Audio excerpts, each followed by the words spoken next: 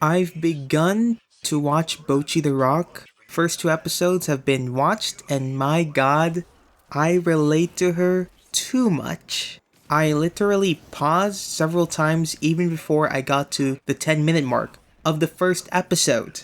Assuming this was originally a manga, whoever the mangaka is knows deeply or is introverted to levels quite deeply, like yours truly. The nervousness, anxiety, constant self-doubt, inner monologues, the attempts to hype herself up is utterly and unfortunately to me, relatable. Or in layman's terms, she's just like me for real. Even her idea of carrying the guitar around openly at her school to get people to go up to talk to her about it is exactly the same thing I did with my sketchbooks in middle and high school, ultimately achieving similar results as Bocchi did. Oh, and once she started working at the club in customer service, that would totally be me with the same reaction. Inner monologues, anxiety, and all. Hence why I've never worked a customer service job.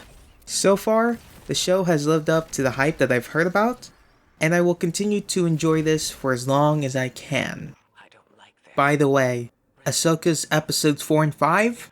Let's talk about that. Fourth episode definitely topped the previous episodes by a good margin. The tension for me was the most notable thing about the episode. The tension between Ahsoka and Sabine, between the respective masters and apprentices, whether or not the heroes will succeed or fail in their task. I loved it. The three highlights for me were Sabine's conflict, the duel between the masters, and seeing the Chosen One, Anakin Skywalker once again.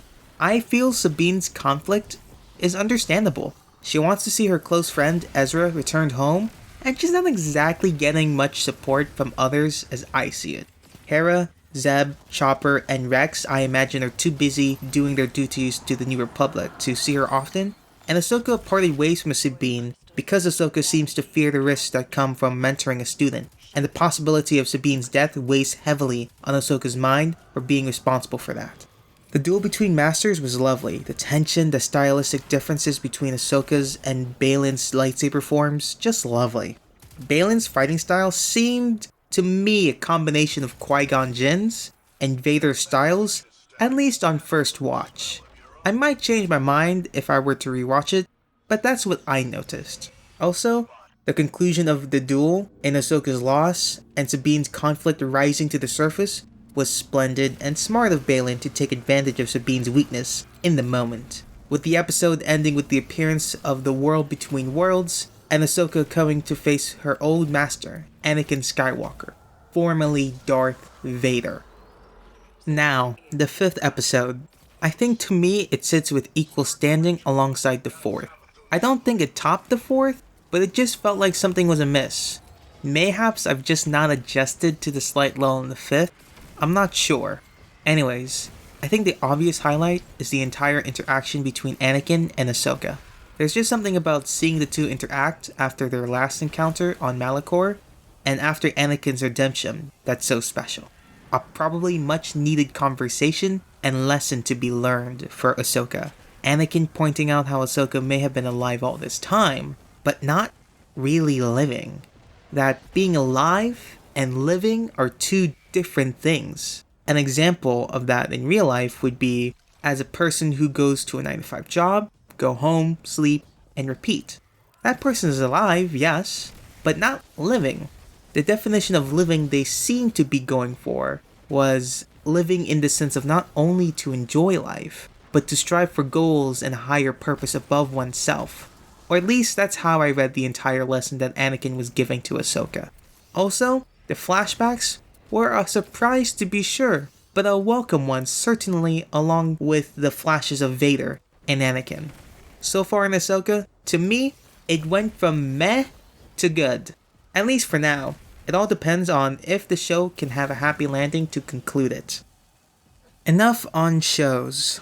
Now, on to stuff going on with me. First off, this is the first week where I haven't been strictly following my normal workout routine. That wasn't my choice, but rather forced, as I originally had a dentist appointment on Tuesday that's now moved to Friday due to unforeseen circumstances. So all I've done in terms of fitness this week was a 40-minute jog on Monday, and yesterday I did 40 minutes of jump rope, and all of the exercises I normally do for all 3 days I would normally work out on. So no shadowboxing or weighted shadowboxing, no 125 sit-ups or 150 squats, or 550 resistant band punches either. I guess I'll have to go for those goals next week. At least I've expanded on my jump rope repertoire once again by learning and consistently doing the scissor jump and boxer step. So currently, in terms of variations, I can do the jump, alternating foot, single foot, traveling jumps, side swings, and now the scissor jump and boxer step. I was trying to do the side under jumps, and while I can do it, I can't do it consistently for 15 jumps. So a new goal set there. Overall, I personally don't like this break at all. I don't like this break of routine, mainly because it was broken by force rather than choice. But alas, life do be like that. Also, energy levels for me have been all over the place lately. My best guess as to why, aside from terrible sleep schedule due to insomnia, is stress from having to go to this dentist appointment as an introvert and dwindling 3 days left before I have to go back and get a job, which puts me in the state of being alive in life rather than living life. Why couldn't universal income be a thing? I swear, I'm like 80 to 90% sure my lifestyle is that of a hikikomori. But the doubt is mainly there since I wouldn't claim myself to be knowledgeable about the subject. But I've heard a lot about it and can at least draw similarities to that lifestyle and of my own. By the way, in terms of art, that has slowed a little bit mainly due to the dentist appointment and its rescheduling. Otherwise, ideas are still popping off, and execution of said ideas is satisfactory. Honestly, still surprised that the ideas keep coming, but I guess consuming media affects my subconscious mind in ways that I don't understand, but potentially and probably refuel my creative levels. But that's purely guesswork on my part. Anyways, this I'm pretty sure is the longest entry so far. I suppose I've had a lot on my mind, I guess. Well, I'm gonna go brush my teeth, and after that, either sleep, chill till I'm filled with sleepiness, or record the audio for this. I'll figure it out. 2 cleaning teeth.